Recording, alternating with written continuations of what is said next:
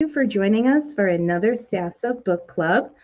This month we'll be featuring Lilith by Nikki Marmery and hosted by myself, Cassandra May. Just a little bit about SASA and what we do for those of you who may not be familiar. We are the Save Ancient Studies Alliance, and our mission is to promote the study of the ancient world and engagement with our human deeper past, building a grassroots movement through outreach, collaboration, accessibility, and public scholarship. We work toward our goal of inspiring a wide, inclusive community of scholars, learners, and students. You can find us on all of your major social media networks. Simply search Save Ancient Studies, and you can find us there. Our live event protocol. We just ask that you please be kind and respectful in the chat and listen and ask thoughtful questions throughout the event.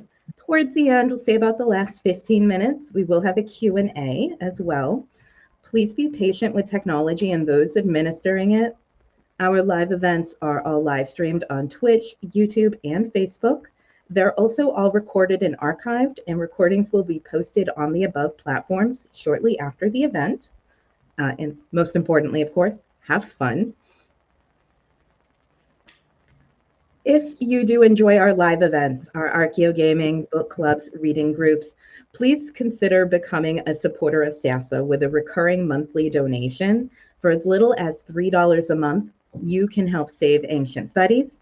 Just go to saveancientstudies.org/donate to learn more, or you can always scan that little QR code in the upper left-hand corner of your screen, and it will take you straight there. And lastly, thank you for joining us. Turn that off now and pull up my notes. Like that. So thank you for joining us, Nikki, and I loved reading your book, Lilith. It was a fascinating take on the myth, and I wasn't quite familiar with the myth myself in general until reading your book. Why did you choose to rewrite the Lilith myth in particular? Well, hello, Cassandra, first. Yes. Thank you so much for having me. Of course. In fact, it wasn't really the myth of Lilith that I wanted to write. What this sort of project started as was that I wanted to write about the biblical creation myth, the one that we know from Genesis. And the reason that I wanted to write about that was because of the immense power that myth has had over women's lives, in particular for 2,500 years, ever since it was edited in the form in which we know it now, around 500 BCE. And, you know, this myth, we know this myth really well from whatever tradition we come from, the Jewish or the Christian or another tradition. But I think we don't really think about what's going on in it. And for me, the aspect that I'm really interested in is the message that man is given control over woman, because that's the message that has really been so damaging to women for so long. So, you know, to recap, you know, we have a male-sexed being who creates the heavens and earth. He creates man in his own image, and he creates woman from man's rib as an afterthought, really. She is to be his helpmeet. And, you know, coming from his rib, that signifies man's authority over her. And on the very first day, she commits a heinous crime. You know, she reaches for wisdom. And as a result, the male god, the father, punishes her in a very peculiarly sex-specific way. She is to give birth in agony, and all her daughters thereafter. Forever. And then he reasserts man's rule over her. He says, he shall rule over thee. And so that myth has had tremendous power over women for a really long time. You know, the entire world, you know, the Western world was built in the pattern of that myth. You know, a father who creates life without a mother. There is no mother. Why not? That's mysterious. A man who is given divine sanction to rule over women, and that is made absolutely clear. And that has been obviously incredibly damaging. And that myth has really been leveraged most in the Christian world, because it was early Christian leaders that really seized on that myth to sort of make it absolutely clear that women were to have no authority and no voice. And that starts with, St. Paul speaking in 1 Timothy, when he says, I permit no woman to have authority over a man, she is to remain silent. For man was created first, and then woman. And man was not the transgressor, but woman was the transgressor. And that starts a pattern that continues throughout early Christianity, where the idea of Eve committing this terrible sin is used to really keep women in their place. So, all the way up to, the 15th century, when her role in that story, and Eve's role in that story, starts to be used to explain why women are more likely to be witches. And of course, this then becomes something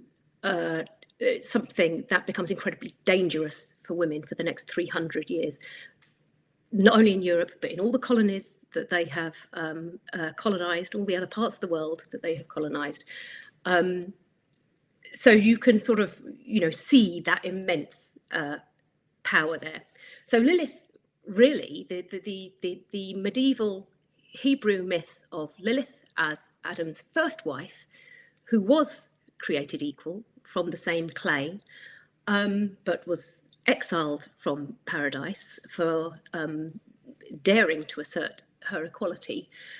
She seemed to me the ideal way into this story and what I really wanted to write about, because Lilith, to me, that concept of the first woman, the first equal woman, represents for me a historical reality, and that is woman as she was before the dawn of patriarchy, before men decided that there was one God and he is male, before all of these disastrous things that have sort of really damaged women's lives ever since. Woman was equal. She was powerful. Women had powerful goddesses, for thousands of years, who bolstered women's dignity and humanity. And then as sort of patriarchy arrives, across the whole region, it's not just a story in the Jewish and Christian world. It's across the whole of Western Asia, and then from there to the rest of the world. And then as patriarchy arrives, that equality is lost, and that is what I wanted to write about. And I wanted Lilith, the first woman, the equal woman, the immortal woman, because she is immortal, having sort of missed out on the whole fall. So she is going to go on a quest that will last 6,000 years to restore this lost equality. And sort of key among that is to restore someone very important who's missing from the biblical creation myth, who is the mother. Because where is she? Would, in both of these myths, what happens to Eve and what happens to Lilith, if they had had a mother instead of a father, would they have been punished in this way? Because neither of them have done anything wrong. Eve has reached for wisdom. There's nothing wrong with that. It's not sinful. And Lilith has asserted her equality. There's nothing wrong with that. The only world in which there's something wrong with that is in a patriarchal world where they have challenged male authority, and that's why they're punished. They're punished because they are a challenge to male authority, and with the mother goddess gone, there is only a father, and he is there to assert man's rights. So that's the story I wanted to tell. You'd think I would be able to tell that in a sort of a more concise way by now. So maybe I'll go. But that is it in a sort of a compressed nutshell as I can. That was inspiration for the book. Yeah, absolutely. And it gets right to the heart of why these stories are so important, I think. So you can understand how they shaped the world we live in today. Absolutely. For those interested, I am going to put up the link to your book. If anyone watching is interested in purchasing Lilith, learning more about it, scan that QR code. It will take you to our bookshop.org affiliate link. So it also supports SAMHSA as well as supporting Nikki and the work that she's done with this. Pull up my next question here. So what type of research did you have to undertake while writing this book? And where did you find your sources? Well, it was huge, and it was conducted in quite a sort of difficult circumstances, because I wrote this book through the COVID pandemic, and here in the UK we had very strict lockdowns where we were, at some points we weren't allowed to leave our houses. We were only allowed to leave our house for a sort of a walk. Everything was closed. If you did go out and you weren't out to buy food, the police could talk to you. So it was a very, very strange world. And the way I wrote this is my second book. My first book I wrote mostly at the British Library, which is just the most wonderful place in the world to work, because they have a copy of every book that's ever published in English, ancient manuscripts, anything that you might want, they have. And you put in your request, and then 40 minutes later it turns up at your desk. It's like magic. So I found myself in this strange situation where I was denied that unbelievably brilliant resource. But I quickly found actually that it didn't really matter, because the texts that I really needed for this book are obviously very ancient, and most of them are digitized and they're online. So that was quite fortuitous.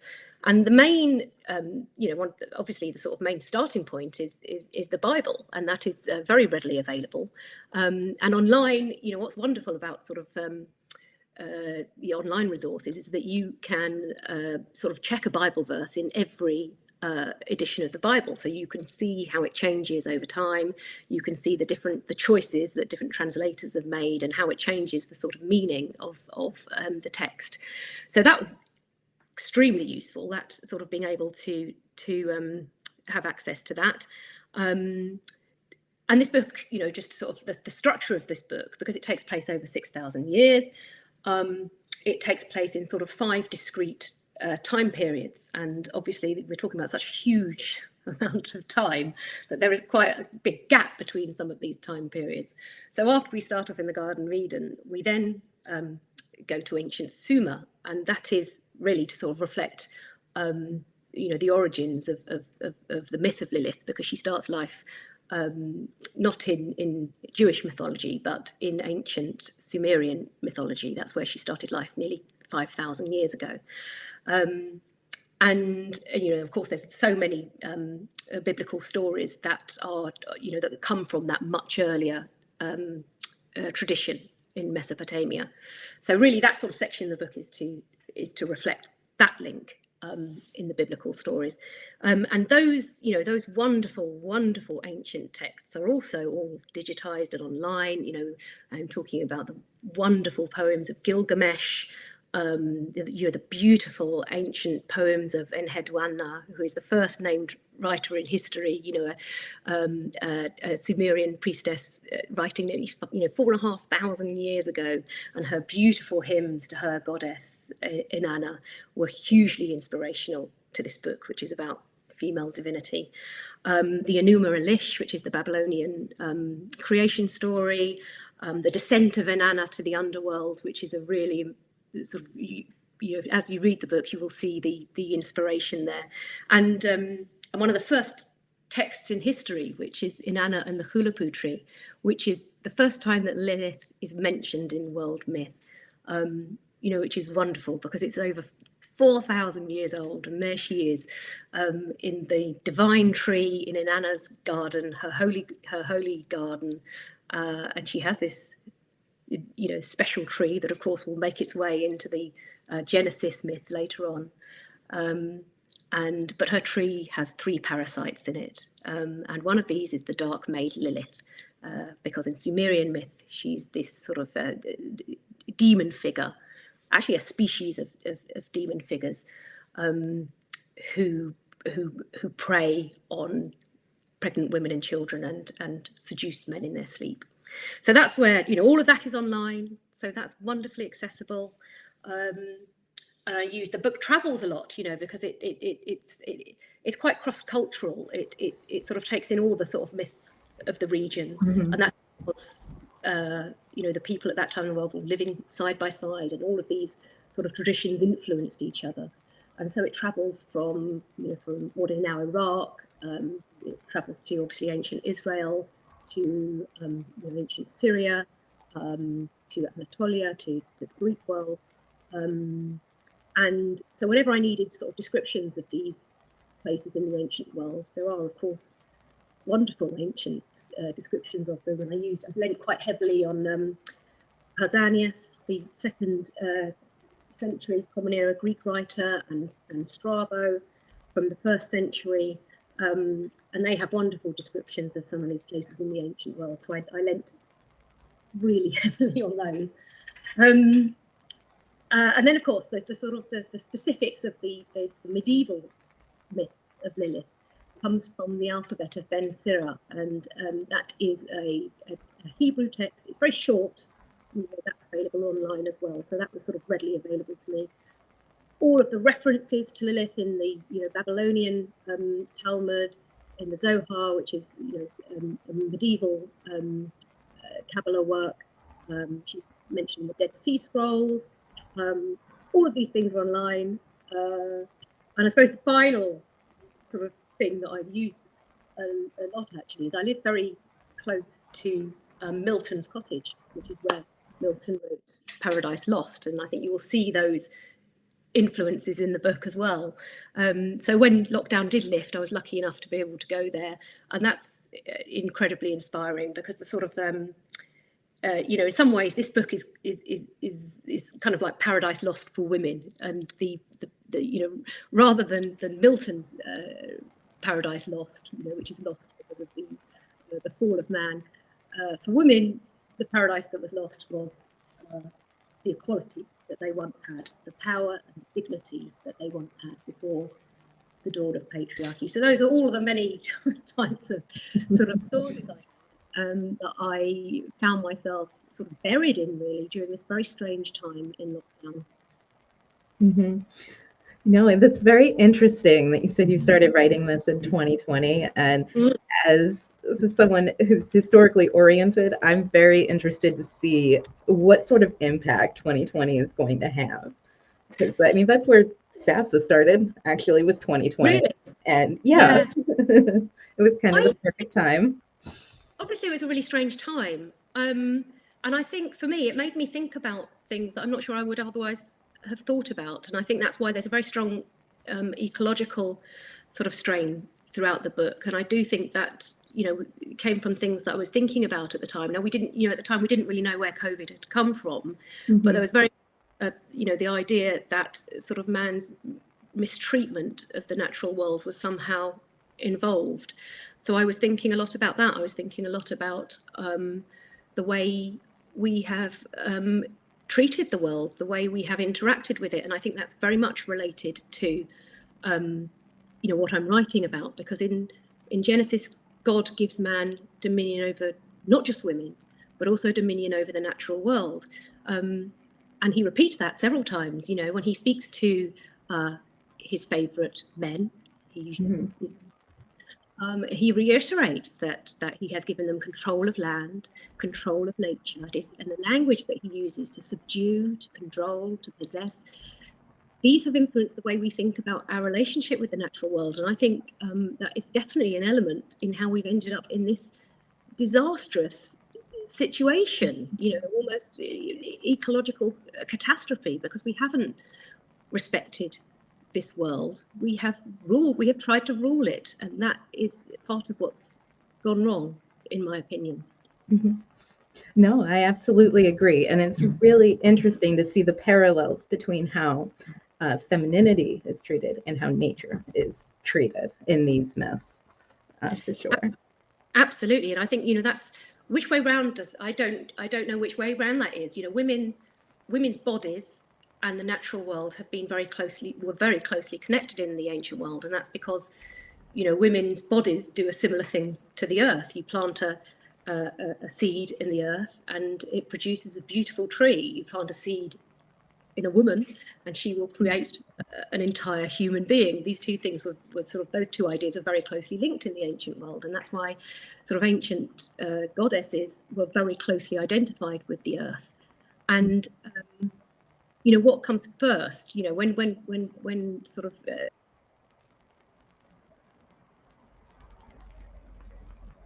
Oh, no, I think we lost Nikki. Let's see if we can get her back.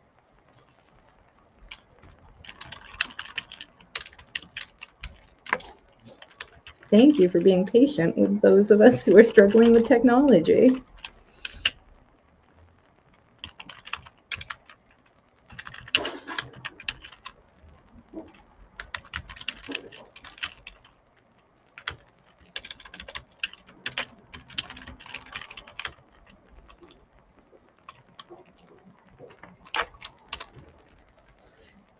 I appreciate everyone joining in while we try and get Nikki unfrozen here and rejoining us.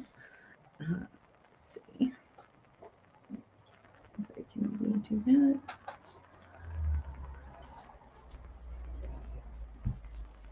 that. She's going to be rejoining soon, so thank you for joining in. And while we are waiting, I do want to announce we have our upcoming Halloween bash, October 28th through November 4th. This is our big fundraising push for the year, or one of them. So if you are enjoying this programming or anything else that we do, please do consider tuning in during this. We'll be hosting several streams, including a new panel discussion, which we've titled Ancient Monster Mash for a spooky theme. Where we'll be discussing the origins of monster myths and how they've come about and what their commonalities are. We also will have Dr. Irina Manea joining us again to discuss the Draugr and Icelandic myths around the undead, which should be fascinating. And then, of course, our Archeo gaming team will be joining us as well with some more live streams there. So certainly watch out for that. All right. And while we continue to wait, I'm just going to put up a thank you for joining us slide while we wait for Nikki to come back. And thank you for your patience.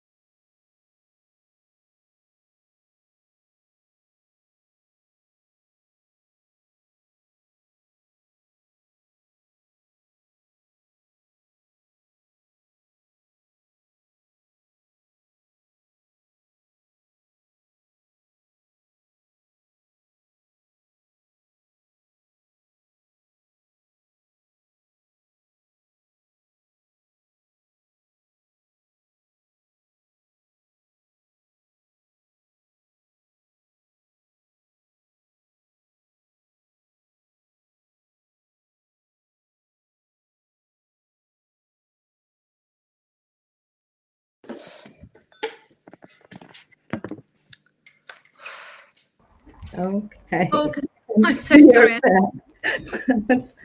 Absolutely fine. Sorry, that's my internet. Oh dear. No, it's absolutely fine. I was telling everyone about the Yeah. Halloween bash we have coming Oh. up. It's one of our major fundraising pushes. So I was able to get some SASA stuff out while we waited. So. I'm glad to get back so quickly because that, yeah, I don't know what's going on there, but yes, it's working. We understand. We all know how technology can be. It happens to all of us. So don't worry at all. So where were we? I guess I'll jump into another question now. So yeah, I guess I've noticed that modern retellings of myth, particularly Greece right now, Greek myth, are very popular in novelizations. And part of what drew me to this book was that it was a little different from that. And I think we're kind of a little inundated right now with that genre as far as Greek myth goes. Why did you choose to focus on something that's more Judeo-Christian? Well, what drew me really is the power that this particular myth has had, and talking about the biblical creation myth. It's the effect it's had on the world that we live in that that drew me. I've mentioned the way that early Christian writers and speakers and authorities used it as a way to restrict women's power and participation. And I think the UK is a very secular society now. I'm sure I don't think I've ever met anyone who thinks of the Bible stories as true facts. I don't think I know anyone who thinks like that. However, the world that we live in was built by people who did think of them as facts. Everything in this world, our systems of government, our legal systems, in the UK, the very fact that we have a monarchy and the way that power is passed on in a monarchy, this was all created by people who did believe these stories, and they did believe that man had a divine right to rule over women, and it wasn't even discussed. There was no question. It was obvious. This is the natural way things were, and this is what God said, so that's what we're going to do. So I think that's really important to remember how that gave power to this idea of male supremacy. And it's really not that long ago that Charles Darwin published his theory of evolution, and that caused huge outrage in society by the very suggestion that what he was suggesting did go against what the Bible described as the origins of the world and mankind, and it was widespread. It wasn't just sort of a small group of people who responded to that in outrage and horror. It was the majority of society, and that's not that long ago. So it's really the power of the myth that drew me, and I find I find the sort of biblical stories fascinating as well, because they are contemporaneous with Greek myth, and these worlds were very closely connected. People in the ancient Levant and Western Asia and the Eastern Mediterranean did live alongside each other, and they interacted and they traded with each other. They moved about, they intermarried. People in the ancient world often changed faiths, much more frequently than people do today. There were many, many more faiths, because there were many more sort of localized interpretations of religions. And so that kind of cross-cultural exchange I find really fascinating. And I think we often forget it. I think we often forget that these worlds were very, very closely connected and all influenced each other. So that's sort of what interests me, the way in which these worlds all affect each other. And there's so many biblical stories, the obvious sort of connections between some of the old, the parts of Genesis that are obviously borrowed from earlier Mesopotamian myth, the flood story, the Garden of Eden, Cain and Abel. These all come from much, much earlier Sumerian myths, but there are also connections with Greek myth as well, and they're sort of less obvious, but they're fascinating as well. And some of those I sort of bring out in my book. So yes, that's what drew me really. I mean, I love Greek myth. I'm fascinated by Greek myth. I'm half Greek as well, so I was sort of brought up with them, and I love, I find them absolutely fascinating. But they have not sort of shaped the world that we live in to the same degree, or as explicitly. Yeah, so that's why I'm more interested in the biblical myths. Yeah, no, I understand, and I can relate to that. On a personal note, I grew up Armenian Orthodox, so before I even learned about, the more popular Greek myths that I eventually fell in love with, it was the biblical stories that I was introduced to explain how the world was. So now, at my launch event, I met an Armenian woman who was called Lilith. And she told me that there is a myth in Armenia as well about the first woman called Lilith. Had you heard that, Cassandra? I had not, but I'm not shocked that I hadn't, because here, at least in the US, in the diaspora community, it's very, very patriarchal still. Yeah. So I don't think they would have taught us about Lilith, at least. Yeah, but I was fascinated because I've done a lot of research, but I hadn't heard of the Armenian myth, and I thought that was absolutely wonderful. And she said she sort of was quite, it had the same sort of connections and connotations, and so she said that she was sort of only just now starting to accept her name. But I thought that was absolutely wonderful to hear that. It is, and immediately after this, now I'm going to have to go Google that. Yes. I did exactly that after meeting her. Well, that's the interesting thing with Armenian culture. I think a lot of our pre-Christian past, it's not out there readily available, at least in the English-speaking world. It's not. Yes. There. It didn't survive. Yeah. Oh, that's fascinating. Yeah. Let's see, and kind of tangentially connected to that, I guess the role of Asherah, it's central to the book, at least in the beginning of it, and she's described as, the Holy Mother or the Creatrix. For those who might not be familiar with Asherah, can you go into a bit about who she is and how she becomes integrated with the story of Lilith? Well, Asherah in the early Israelite religion was polytheistic, like all religions in that part of the world, and it became increasingly not monotheistic, monolatrous, which means that the Yahweh in the Bible acknowledges other gods many times. What he is concerned about is that his people only worship him, but he acknowledges the existence of many other gods. So originally, Yahweh was part of a pantheon, like all the other gods in that part of the world, and Asherah was part of that pantheon too, and she was his wife, and she was worshipped various times and places throughout the early sort of part of the Israelite history, the early Israelite religion. She was worshipped by King Solomon, in the 10th century BCE. He built shrines to her, and then after the sort of two invasions, first of all, the Assyrian invasion in the 8th century of Israel, and then after the Babylonian invasion of Judah in the 6th century, that's really when things start to change, and the scribes that are sort of compiling the books that became the Bible, you started to stress the one God option, and that's when Asherah and other gods in the pantheon get sort of erased. And the way in which that happens is that they are cast as foreign gods. So Asherah is mentioned in the Bible, many times. She is sometimes called Asherah.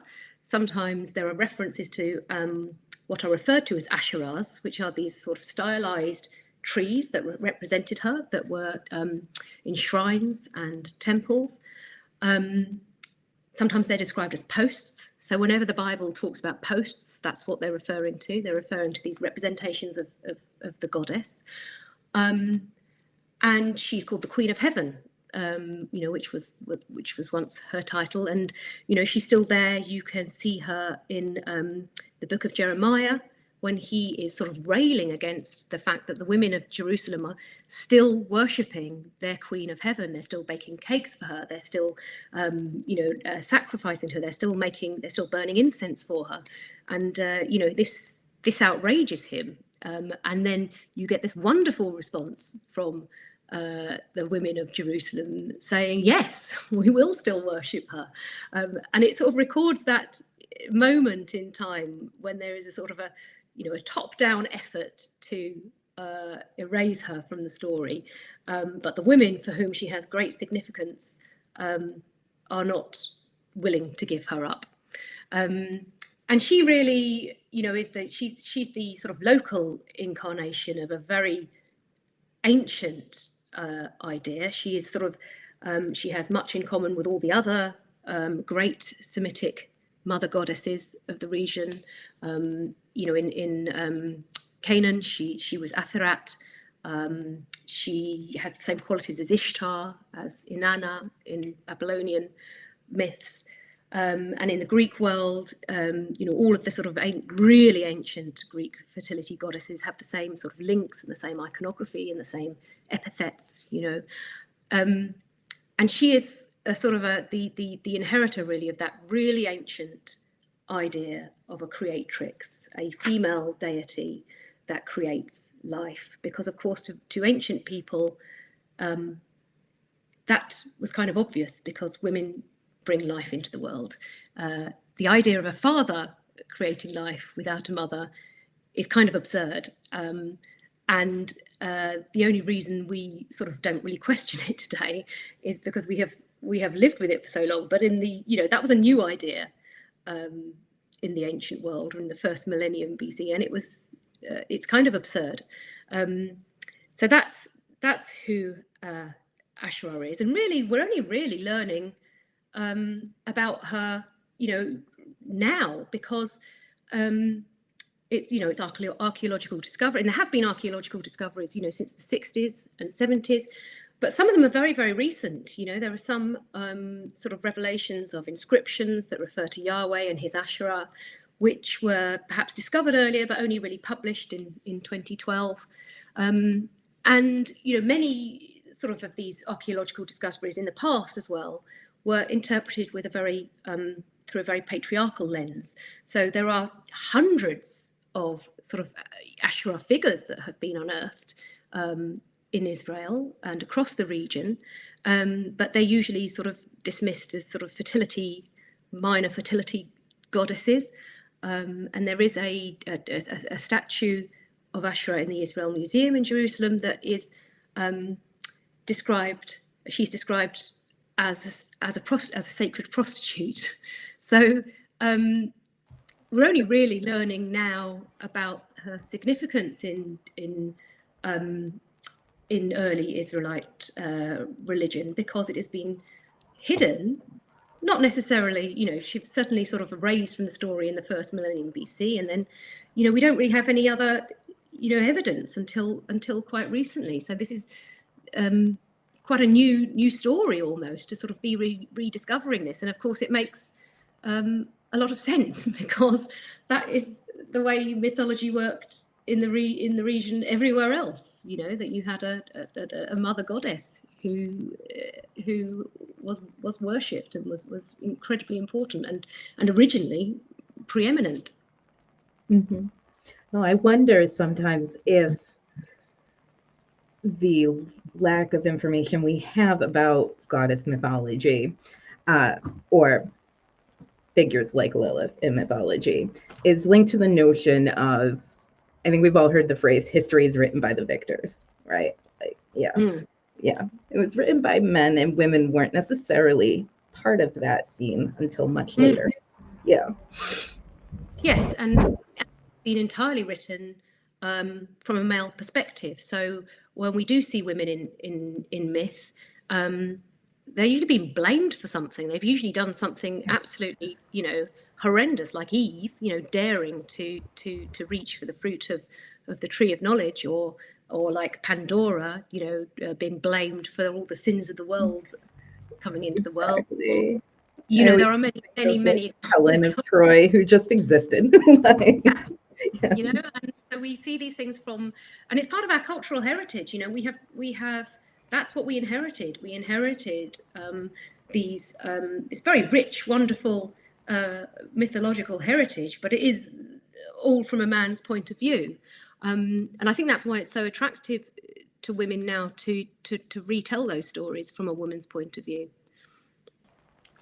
Definitely. So I want to let people know, if you're watching and you have questions for Nikki, put them in the chat. I'll read them out. We'll put them on the screen for everyone to see. And until we get some in, I've got plenty of questions, so don't you worry. So how did you decide, I guess, what liberties to take with traditional takes on Lilith while writing? Well, there's the main source for the medieval Hebrew legend comes from the alphabet of Ben Sirah, and that is very, very short. So that's a very short story. So all of the elements that are in that story sort of feature in my book, and sort of in a nutshell, that is that Lilith and Adam are made equal from the same clay. When Adam tries to compel Lilith to lie beneath him, she utters the ineffable name of God, sprouts wings, and leaves. And 3 angels are sent to retrieve her, but she refuses to return. And thereafter, she becomes this demonic figure who sort of preys on pregnant women and infants, who seduces men in their sleep. So all of those elements are in my novel, although I have sort of treated the sort of demonic representation of Lilith in a different way, because of course, why is she demonized in that story? She's demonized in that story for daring to assert her equality. But obviously that's a man's point of view. From a woman's point of view, she's a hero. She refuses to be subjugated. She refuses to be subject to Adam's authority and God's, and she defies male authority, and she flies away. So to women, she's a role model. So that's part of my story. And then other elements that come from sort of different parts of the Lilith canon. I mentioned that she starts life in ancient Mesopotamia, so there's elements from there in the story as well. Those are the sort of very ancient ideas that she preys on pregnant women and children. That's where the idea of her visiting men in her sleep comes from.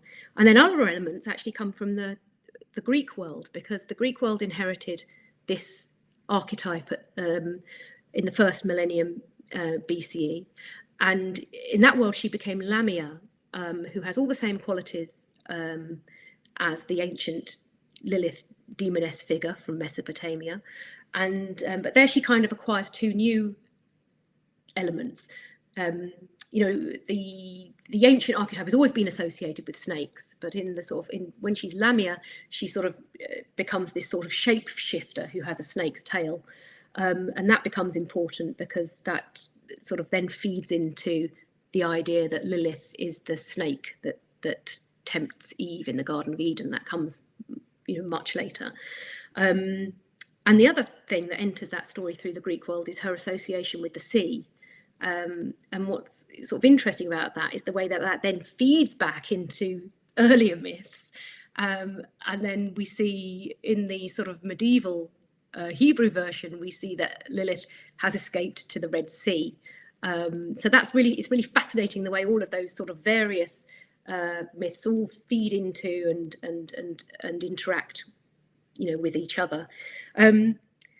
But that really is that's just the starting point, really, because I think it's sort of misleading actually to describe my book as a retelling. I certainly have described it like that, but actually it's more of a new fable, because that's kind of the start of the book, and then Lilith is going to go on her own journey, which is not connected to anything from any of those traditions. Her quest in this book is to restore equality to women. Her quest is to find the missing mother and re-establish her, and that way to give women back the equality, the dignity, and the humanity that they have lost. So yes, there are a lot of liberties, and the sort of that's pretty much the point of the book, really. Yeah, no, absolutely. And it kind of leads into my next question perfectly, which is, and you may have already answered this to an extent, what can the story of Lilith tell us in the modern day? Well, I hope that she will tell us that sort of idea. I think people in the modern day often think that male supremacy, or historical male supremacy, because hopefully many of us don't live in a world where men have that sort of absolute power over women anymore, although of course there are parts of the world where they do. I think people think that that is innate, and it's a result of male sort of superior strength over women. But that, the more you look at the ancient world, the more you realize that that is not the case. It's not innate. It's not innately natural. And it's certainly not sanctioned by a supreme deity. It is a consequence of sort of a very complicated sort of set of circumstances, which we don't really have time to go in here. But I would certainly recommend the book The Creation of Patriarchy by Gerda Lerner for anyone who's interested. But the sort of it developed as a consequence of other developments, as in the growth of agriculture and the growth of cities. Sorry, I was worried I was about to lose my connection, but am I still with you? No worries. Yeah, you're still here. Good, it's just me that's frozen on my screen.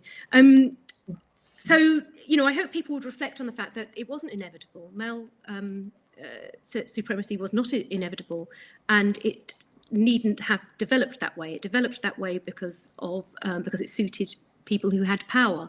And it didn't need to develop that way, and that's not the way we need to live. And I hope people would reflect on, the power of stories, because these are just stories, all of them, but they have wielded, such immense power in the real world, which I think is fascinating, and it's sad. And it's also inspiring, because perhaps that's the way out of this problem, is by new stories. Perhaps we need to tell better stories of alternative ways of being, and that would lead us out of this situation we're in. And I think the story that we need to tell is that these hierarchies, that they had a time, in the Iron Age, when the writers of the biblical story were writing. You can understand why they were drawn to the idea of hierarchies, the hierarchy of man over woman, the hierarchy of man over nature. But we can see how damaging that hierarchy is, both of them.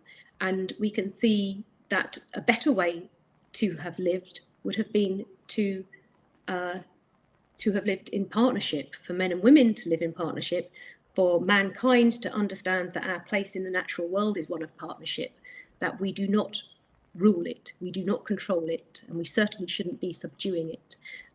We should see ourselves as part of it and responsible for it, and it's something for us to cherish and look after, not control and exploit. Mm-hmm. No, absolutely. And I may be getting a bit philosophical here. I don't know. Going off of that, do you think we could have that awareness that this partnership is needed without, going through patriarchal societies and trying to subdue things like nature and colonialization? Yeah, I think I'm very heavily influenced by the wonderful Rianne Eisler on this sort of idea, and I would urge anyone to sort of read her work, because this idea, that's how she sort of describes what's gone wrong in history, and she calls it a dominator model or a partnership model, and what she's talking about is this move to a partnership model is what is necessary for a better future, and she speaks very eloquently about that. But yeah, I do. I think we do. We live in a world where, as I've mentioned, especially in the UK, that is very secular, and I don't think many of us think about life in these terms anymore. But I think we should think about the impact they have had on our history and the legacy of something like that. It's not something you can change overnight. It will take a really long time to change because it is so deeply embedded in our cultural heritage. And these very ancient ideas about women that you see in that sort of original biblical creation story, that women are duplicitous, they are untrustworthy, they're gullible, they are easily led, they are prone to evil, they are not to be trusted. All of these ideas that are there in that biblical creation story, they're still in the modern world. We still see them, and you especially see them when women dare to try to lead. When women want to acquire powerful positions, these tropes kind of rear their ugly heads again, and we see all of these sort of very ancient ideas about women's lack of fitness to lead coming to the fore again. So I think many of these ideas are still with us, but they are much more subtle. They're not expressed in such an explicit way, but they are still there and they're still with us. No, absolutely, they are. And let's see, I think we've got about 8 minutes left. So for anyone watching, if you have questions, definitely put them in the chat. I will read them out if we have time, but for now, I will jump to my last question because I think it's a good one to maybe end on and give us something to think about. As another central theme to the book, to me, seemed to be the consequence of the lost goddess. Would you say this is a reflection on the modern world, and what exactly is that consequence? Well, yeah, for me, I think it's everything. I think it's absolutely everything, and I think we see it in everything. I think we see, the idea of God as male, and I know that many in the modern day, many religious people do not think of God that way. I do understand that, of course, but the way that God is described in the Bible, it is absolutely explicit that he is male, and that is absolutely the way it was understood for 2,000 years.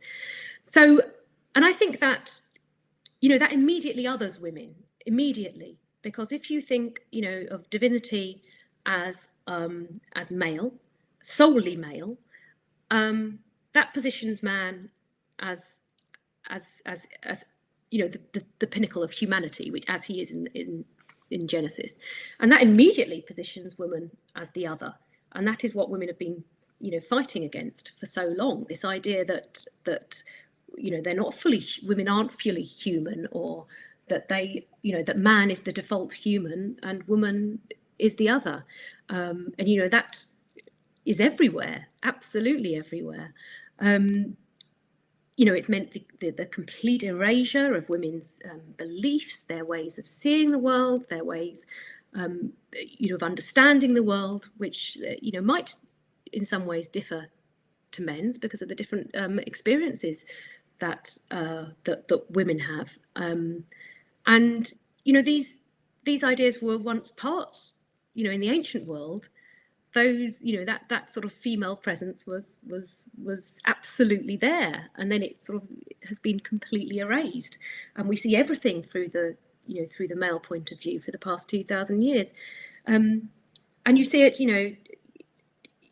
all the way through the Bible. You see this God who is acting really on the behalf of men, not women. Everything he says is from a man's point of view. When he says go forth and multiply, his obsession with sort of filling the world with seed, as he puts it, when he's talking to Abraham and Noah, that's very much from a man's point of view, because for women it's a lot more complicated than that.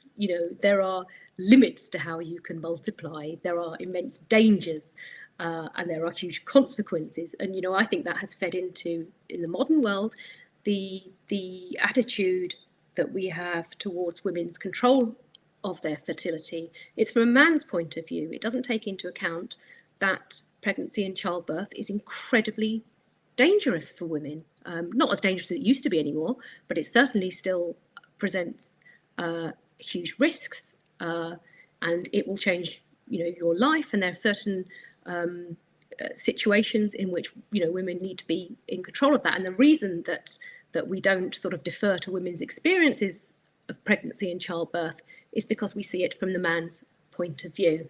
And I think for me, that sort of loss of the female deity has affected everything. And in the Christian world in particular, it's sort of contributed to the real worst excesses of medieval misogyny, where the female body is inherently sinful, inherently disgusting. It's leaky, it's dirty. This is how the female body is talked about in the medieval era, and it and that led on to the persecution of women as witches. So yeah, I'm not sure I can sort of narrow it down, because to me I think it's everything. And I think it's such a shame that we inherited a viewpoint that there is a father and not a mother, because I think that has diminished not only the role of the mother, because of course not all women choose to be mothers, it's diminished the status of all of women, and I think that has been a real shame. Absolutely, I agree. And as someone from the US, I think it's very much reflected in our politics right now, and I will kind of leave that as an aside. But absolutely, and that was when I finished the book. Actually, that was very much on my mind, because I finished it last summer, and almost immediately, there were these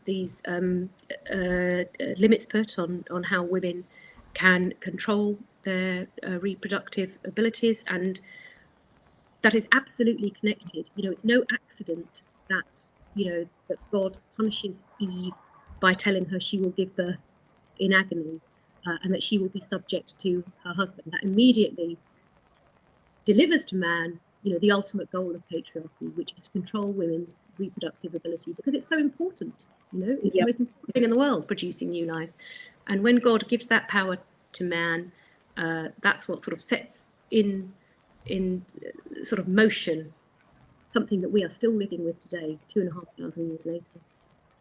Exactly. All right, well, I do think it's time to wrap up. I do want to thank you for the wonderful conversation today and sharing your time and your process with us. For those of you watching now or in the future, don't forget to check out Lilith by Nikki Marmery. Is there any social media you'd like to plug? Anything else you'd like to tell people? Where can I find you? Yes, well, I'm easy to find. I'm on Twitter at Nikki Marmery.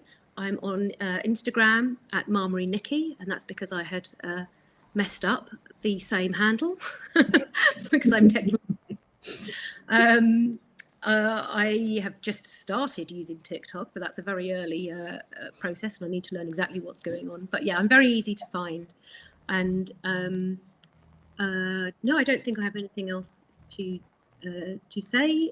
My book, I suppose, my book, I don't think my book is going to be to everybody's taste, because it is, it is very much about, a woman's quest for equality. But I hope to those who are interested in that sort of thing that they might want to read it. Exactly. And, it's a new way to look at the world, which is something I think we all can find valuable. Absolutely. In fact, someone asked me yesterday to sum up my book in one word, and I actually ended up with alternative. The word I settled on is alternative, because this is a different way of looking at something that we have seen from one angle for so long, and it's really important to look at things from fresh angles from time to time. Yes, absolutely. All right. Well, I hope everyone watching has an amazing rest of the weekend. Thank you for joining us, and I am going to end our live